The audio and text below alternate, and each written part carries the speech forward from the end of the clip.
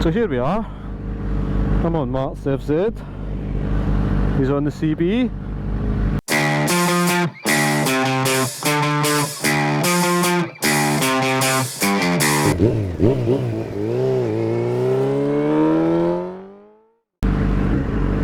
This is me just on the thing, so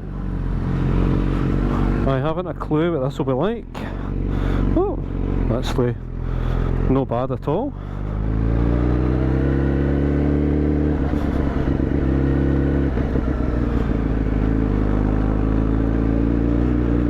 First impressions are, initial impressions just on the bloody thing, quite good. Effectively what I'm going to do today is just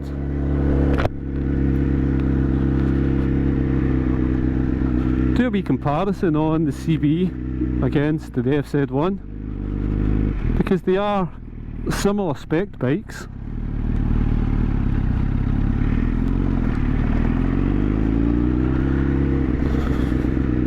Well, this is pushing about 150 brake, the CB is pushing about 147, but there's 10 years between these two bikes.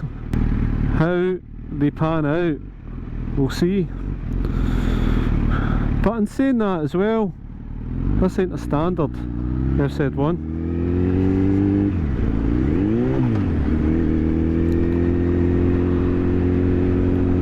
This has got a power commander, and the FZ1s are renowned for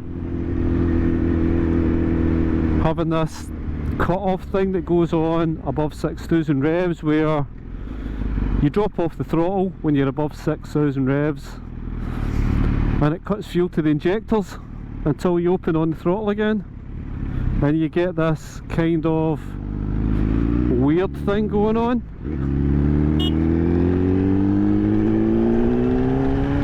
Oh, I see what you mean.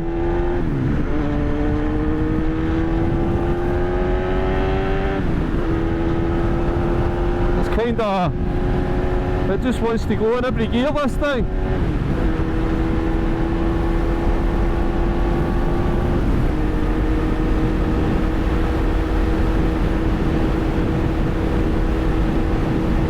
And I think that's the fact that because it's got the power commander in there and the fueling's been done in a way that gives it max power for what the engine is. I mean, it's the R1 engine,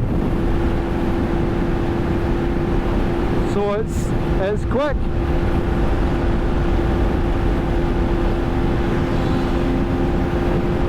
Marky boy way up ahead.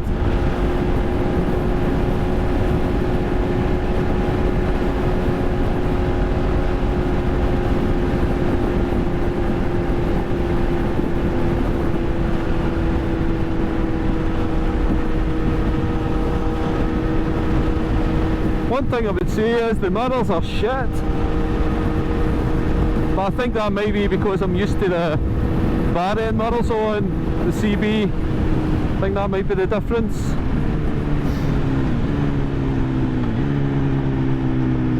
But this is nice, I'm liking it.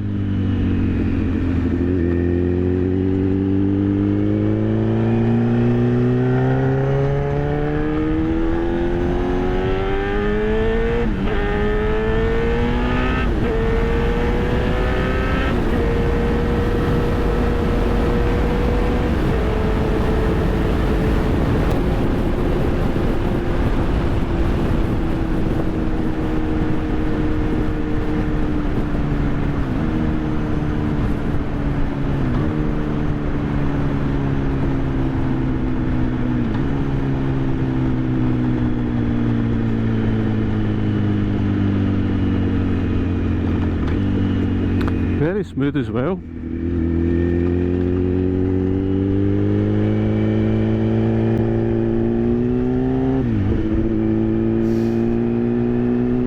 Getting used to no having the quick shifter and having to use the clutch lever.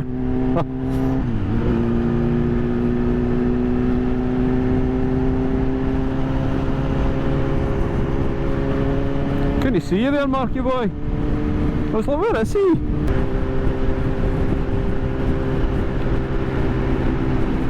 So the FZ1, I mean, it's a well sought after bike at the moment. A lot of people talking about these, getting these. They still hold their price pretty well. You pick up a decent one for about £3 grand.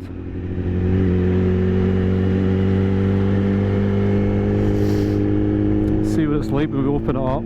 Second gear.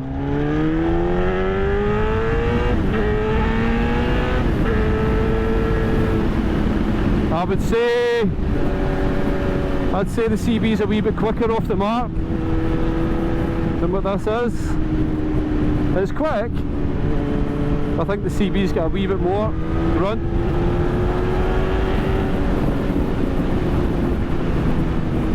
Where are you going?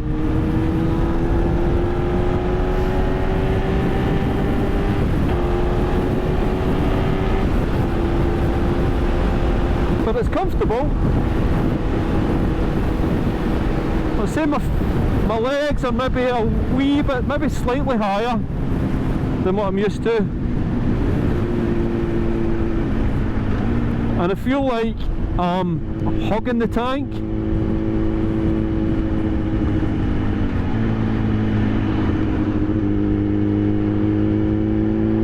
I feel like I'm hugging the tank more with my legs.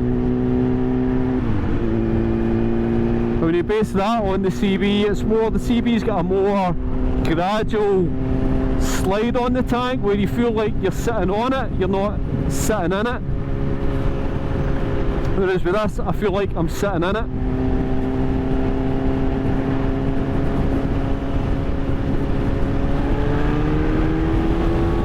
Fifth gear, not an issue.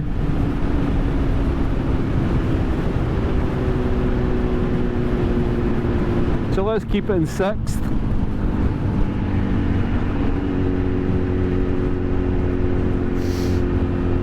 The CB's renowned for being really good torquey low down, so I'm just going to sit in sixth gear.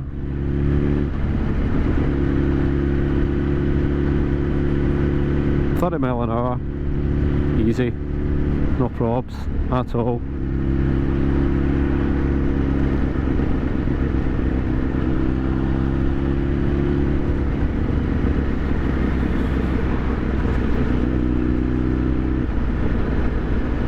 .25 in sixth gear. It's quite happy to sit in here. So yes, this is the Ayrshire Vlogsters baby.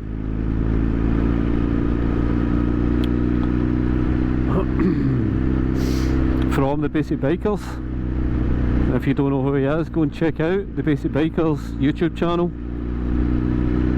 This is Marky's ride. This is Mark's ride. Every day or every time you see him out, he's on this. Everybody knows him. So I feel a wee bit privileged getting a shot.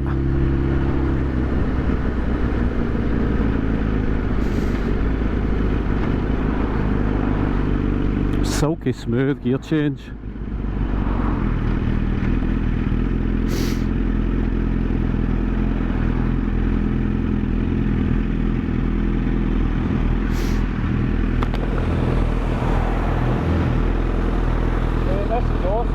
You like it? Oh no, when you go, mate?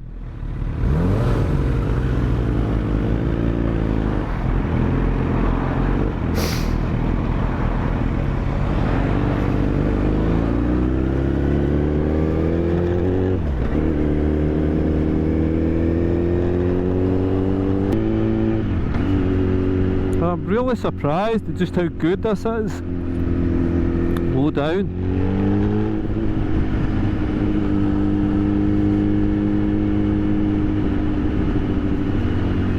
Brakes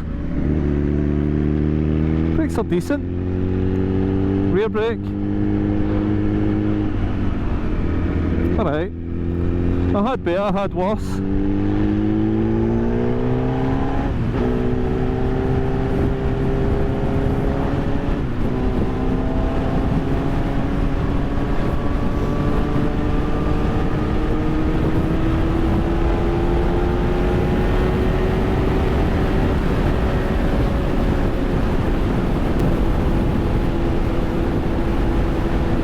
far as wind goes, probably similar to what I'm getting on the CB.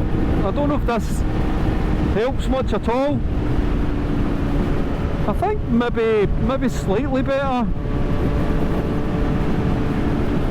but it's quite hard to tell.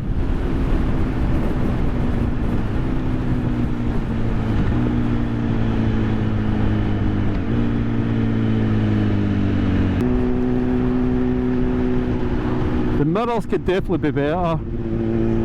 I don't want to start adjusting them because they're set up for marks, so I'm not going to fanny about with them. I can see out of them, but I can see probably more of me than I can what's behind me. But that's a common complaint, isn't it?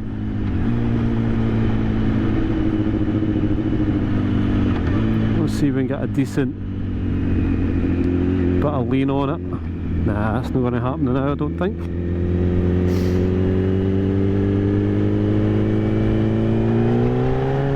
Oh, I can tell it just wants to go.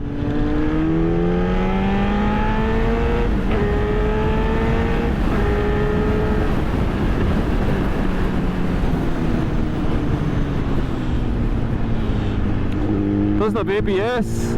It's a 10-year-old bike.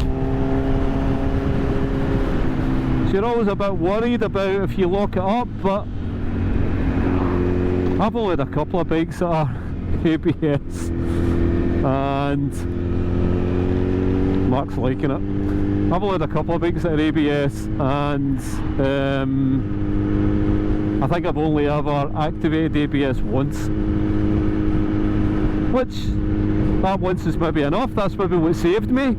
If I didn't have ABS, I could have locked up the front, I could have slid and came off. Maybe the ABS saved my life, so maybe it would be worth having it, but it's not the be all and end all that your bike has to have ABS to be safe. So we're going to head into what we call the Vlogsters car park in Fairley. We're going to pop in there, do a wee quick walk around the bike and see if I can point out some stuff that I like.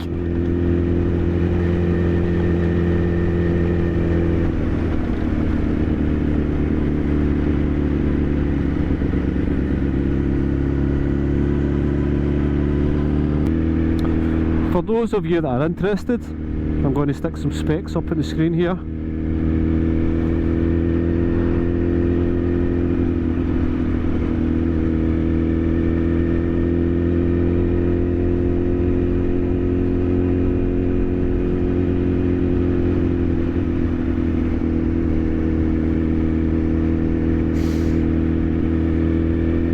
That gives you an idea of what you're buying if you decide to buy one.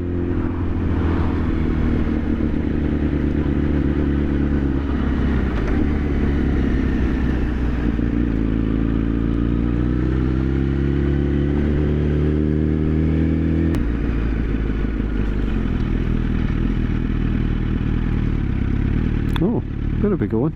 See, I've never been along here. I don't really know where he's taking me.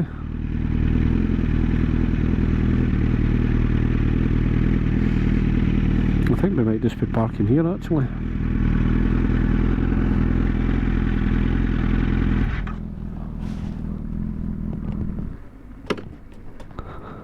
Getting used to that.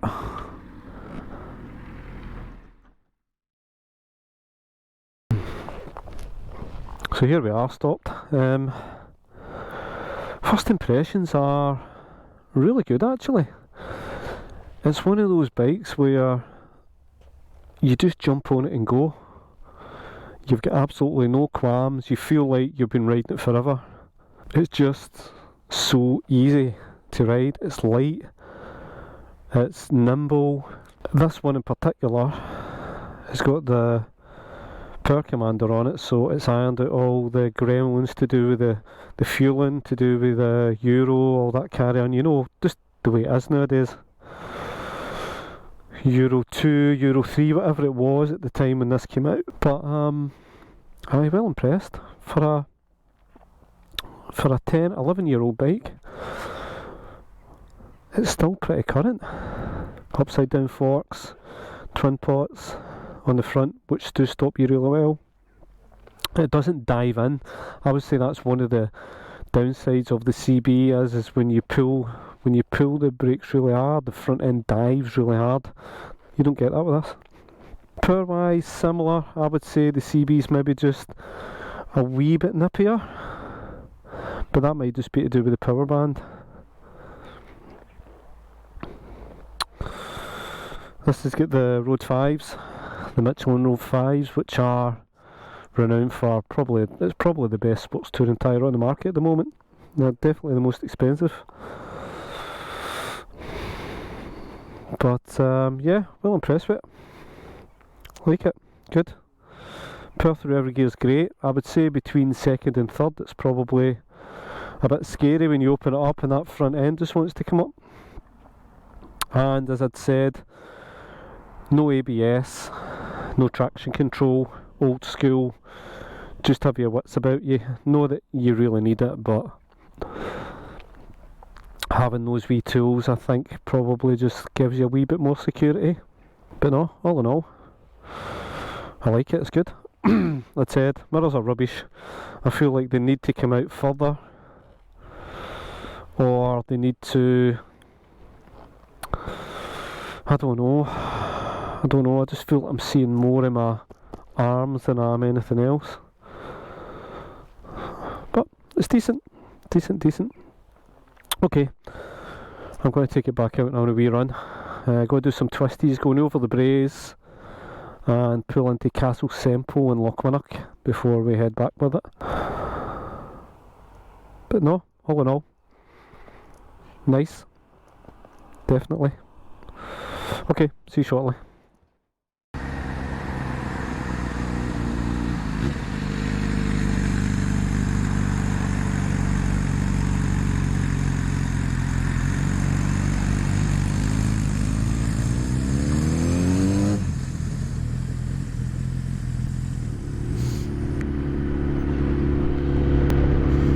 So we're back on the bike, and we're taking this A760 to Kilburnie, which is over the braes, as we say. So let's see how she handles, shall we?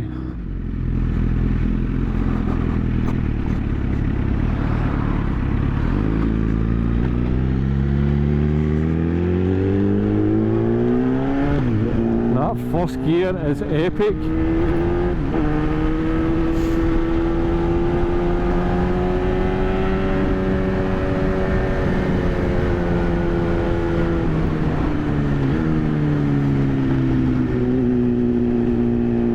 On really well actually.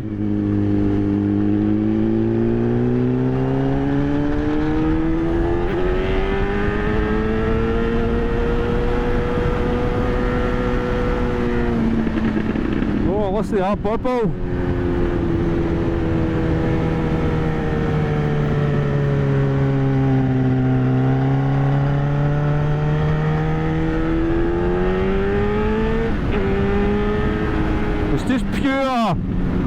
It's pure raw. It's like it's just screaming at you, bawling at you. Come on, give me some Wiley.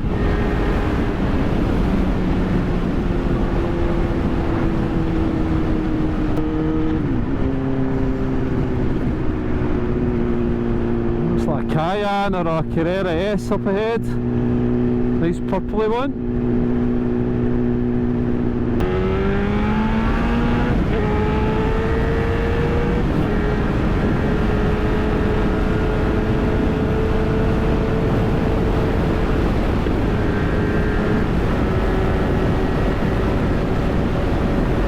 Super stable. So I'm just going to sit here, take it down a wee bit. Let's just say 40 mile an hour, and let's just see how long it takes when you get to 70. So 40 mile an hour,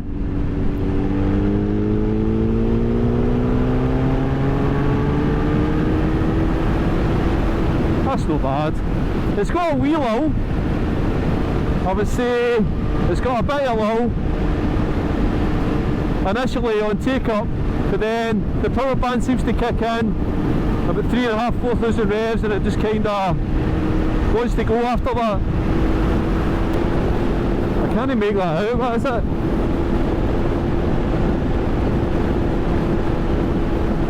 Carrera S.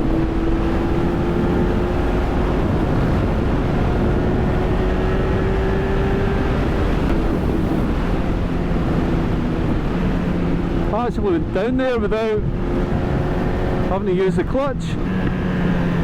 Right. I feel like it doesn't want to lean in the same way.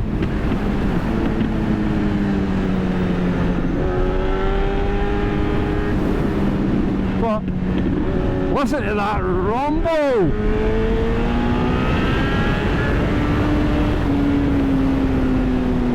Come on! Wring my neck! Holy f***!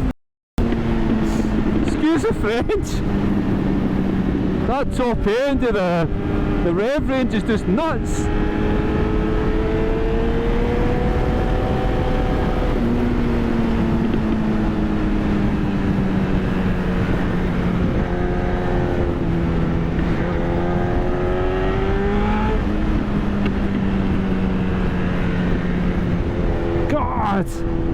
You get to about 8,000 revs, it just wants to rip your arms off.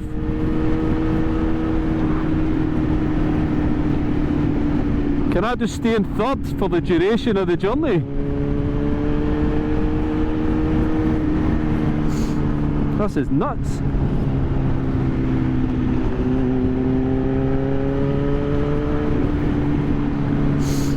Now I can't compare this to a bog standard FZ1. But if the only difference is that lull when you come off the throttle above 6,000 revs, and it's still got that same power band about 8,000 revs, it just goes mental, then just buy one. Just buy one for the sake of that, because it's got a mental, that is mental.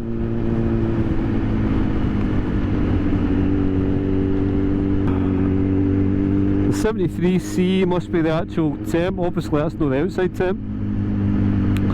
And then it's got your fuel, it's actually got a fuel gauge. That makes a lot. Honestly, I just don't understand why any bike would not have a fuel gauge. Come on, I know there's cutting weight, but surely a fuel sender doesn't cost a lot of money. Much weight in one either, would there be? There would be zero weight in the actual gauge.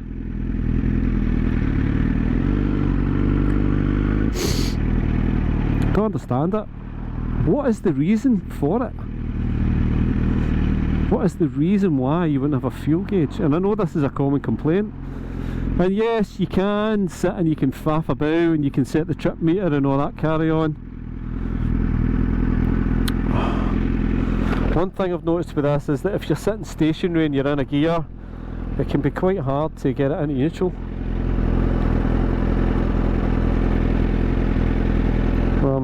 In first. Oh, straight in that time. Huh.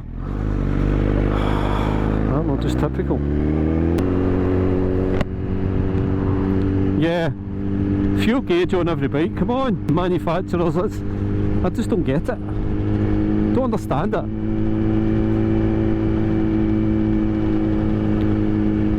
Get a fuel gauge on every bike out there. It should be a necessity.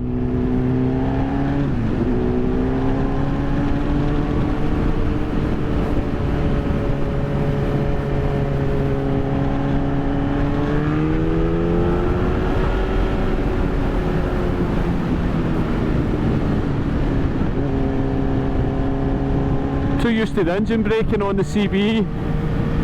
I don't get it on this, not in the same way.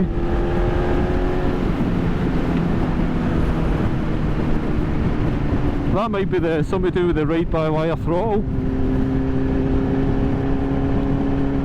But you definitely depend on it a lot. I would say I'm probably using my brakes more on this, because I'm hitting the corners quicker than I would like. Okay, I'm dropping it. Third gear. Mental!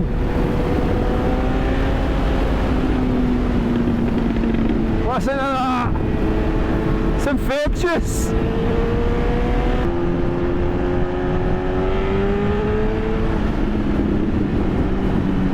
Why do cars brake when you're just ready to overtake?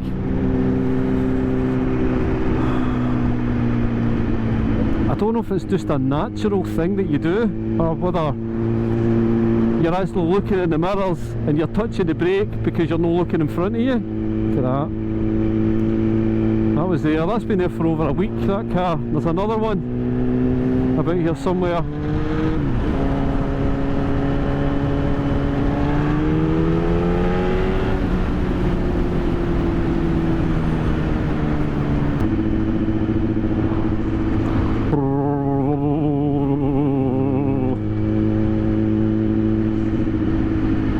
This is when I wonder whether I should decat the CB or not, because to me that's not too loud. I know it's still got the baffle in, but it's not bad.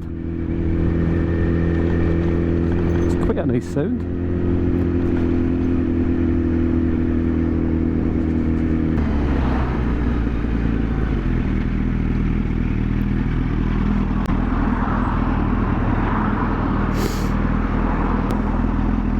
Yes. Oh no.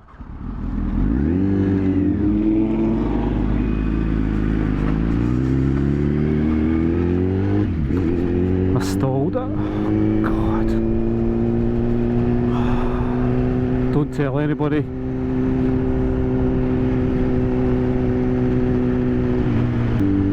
So jump in here for 5 and then I'll give you my final thoughts before I hand this beast back.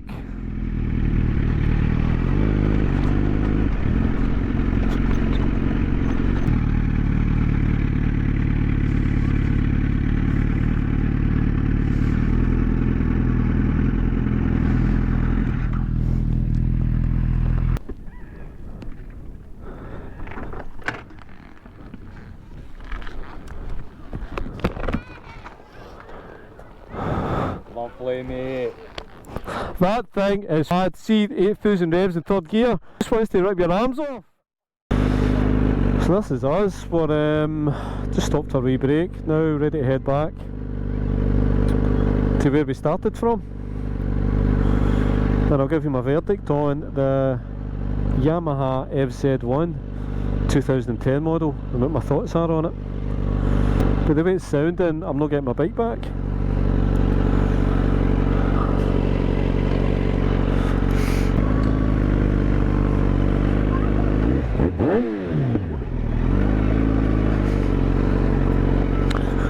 We boys always love a revvy engine, don't they?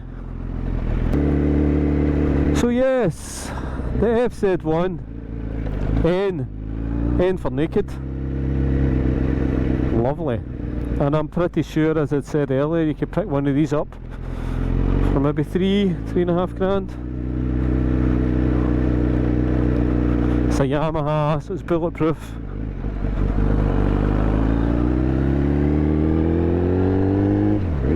And it's very comfortable.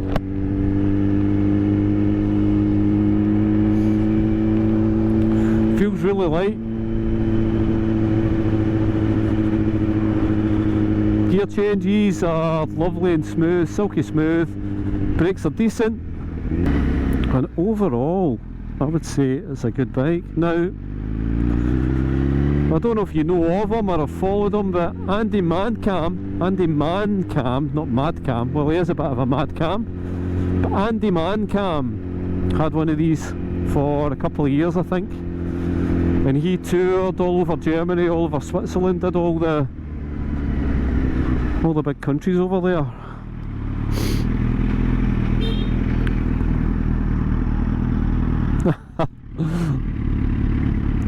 That's just Mark hitting the indicator, hitting the horn instead of the indicator there.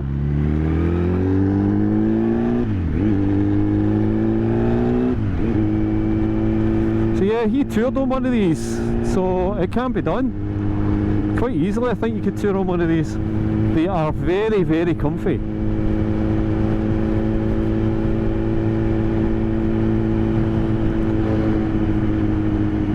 And flappy screen not included. Would I buy one? Yes, I would.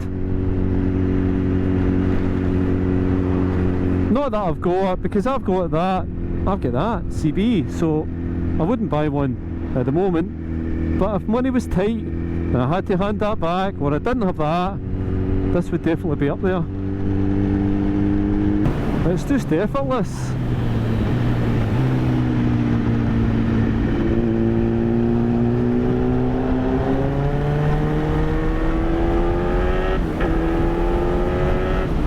And the clutchless shifting is a doddle. It's just a lovely gearbox.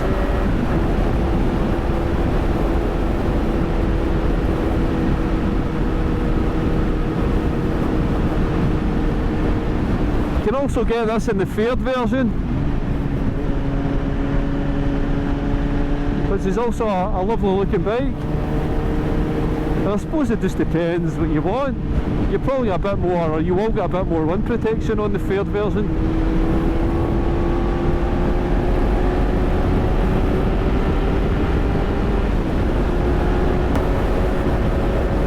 You can see I'm quite happy to just throw this about, and I've only been on it an hour.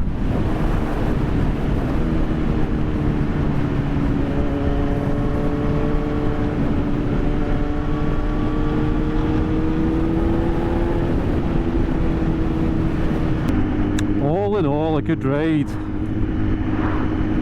Fuel consumption, this is what you're getting, and it could be better, but it could be worse. It just really depends what you want, innit? If you really are interested in fuel consumption, don't buy an inline 4, don't even buy a triple, buy yourself a twin. Get yourself an NT07 or something along those lines, some kind of parallel twin.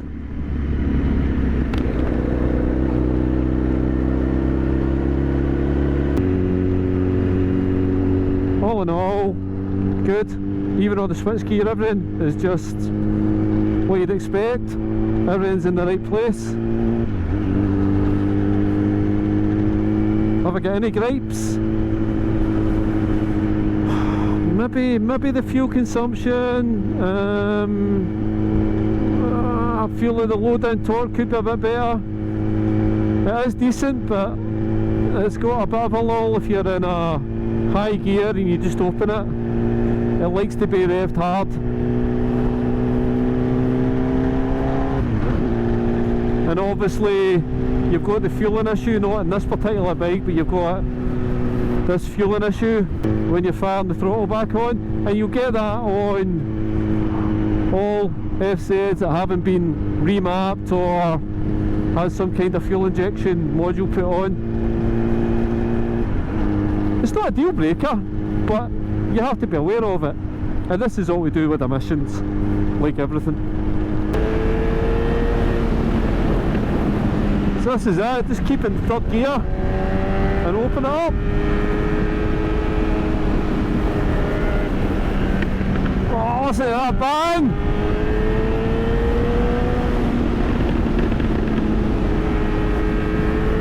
Listen, I'm going to love you and leave yous. I hope you liked the review. It wasn't much of a review, it was more just a comparison to the CB, which is mine.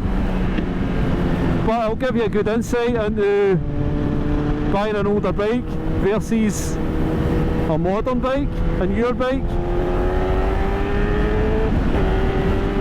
If you liked the video, please give it a thumbs up. If you didn't, give it a thumbs down. Leave in the comments anything you like. And if you haven't subbed the channel, please consider doing so. And don't forget to ding the wee bell, and you'll get notifications every time I'm posting a video. I'm hopefully going to be doing some more reviews, because I've fair enjoyed this. So thanks for watching, and I'll see you in the next one. Yeah, mate, just keep to your own side of the fucking road. Cheers!